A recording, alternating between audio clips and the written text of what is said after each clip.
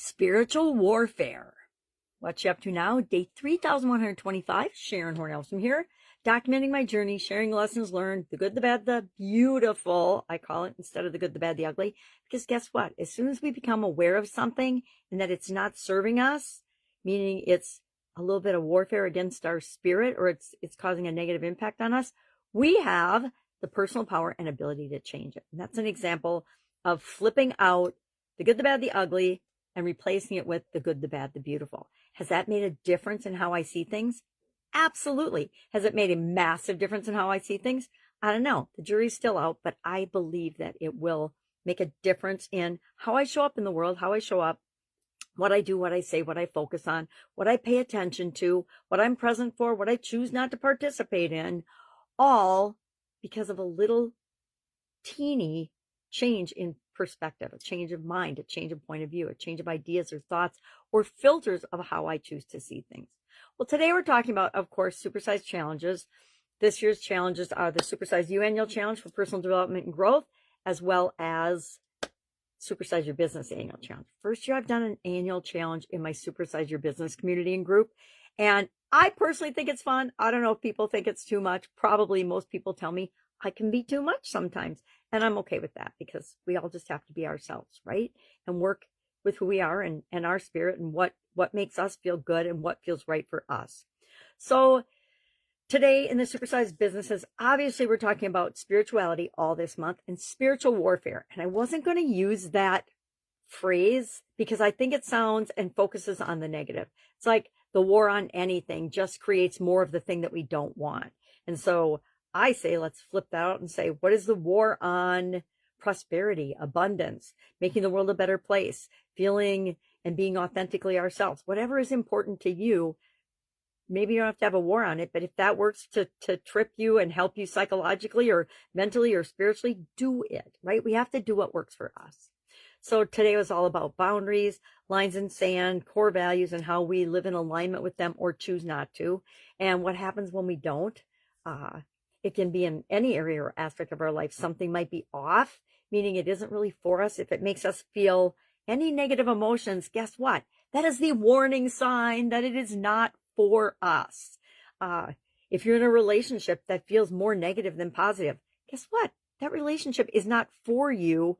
So what do you need to do to either change your relationship with that relationship or maybe end that relationship? That's a decision that many of us have to make throughout our lifetime.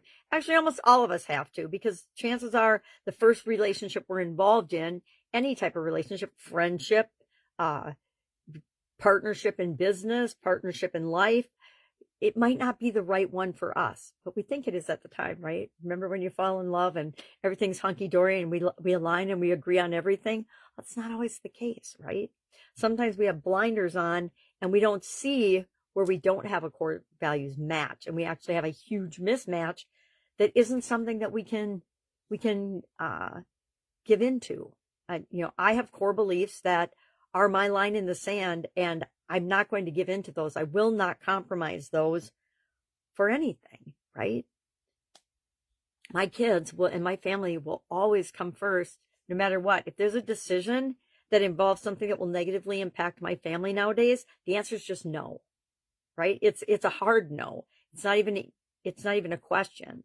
So you have to have those things. We have to decide those things in our life. No one's going to decide them for us. Nobody gets to decide them for us. That is our right as a human being, is to decide what's right for us and what's not right for us. And if you don't know, if it makes you feel good, it's probably right for you. If it makes you feel bad in any way, shape, or form, or negative emotions of any kind, it's not for you. Say no to it and do something else. Find something else. We live in a world of infinite possibilities. So there's plenty to go around of the things that we need and want and desire, that we don't need to feel like they're not available to us. All right, what am I thinking about today? So we've got the challenges. Already made those videos, so I'll process them. They're pretty much done. AI, I keep putting that on my list every single day. Why? Because it's on my schedule to do some work on it, and I haven't done any. I took an AI course a couple months ago now, maybe 3-4 months ago, and I haven't implemented the things from that. And I personally want to do that because it will help me in the areas where I need a little bit of help and a little bit of boost. Will it replace me? No, I'm still going to show up and do my videos because we need to keep humanity. AI is a tool, just like the internet, just like everything else. It's a tool that we use, just like a hammer or a screwdriver, and it needs to be used appropriately. And so I am on a mission to figure out what's the right way for me to apply it and use it to fill in where I need a little bit of help and not ever replace me. Everybody's doing AI clones and, oh, my AI clone and all these things. But guess what? And I'll admit, I have an AI header on a couple of my social media platforms. I don't really love it, right? But here's the thing. I show up every day in videos so everybody can see exactly what I look like. Yep, gray hair, wrinkles and all. All right, that's it. If I can help you in any way, reach out and ask. That is what I'm here for. I live to be of service, right? It just makes me feel good and it gives me all those good feelings. And so if I can help, I absolutely will. If I don't know the answer, I'm going to tell you, but I will also make sure that we hook you up with the next source or the next step in your process so you don't feel like you're left hanging. Now, I will add the caveat. Doesn't mean you shouldn't be a self-starter. Contact me if you've already tried to solve the problem yourself. If you haven't tried to solve the problem yourself with something as simple as Googling it or looking on YouTube, that's the first thing I'm going to instruct you to please do, and then get back to me.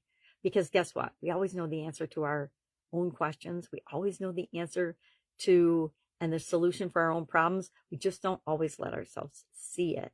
But we see it when we seek to find the answer. And that's why I say, check out, try to solve the problem first, and realize you probably already know what to do. You don't need me to tell you. All right, have an awesome day, and I'll, of course, be with you tomorrow.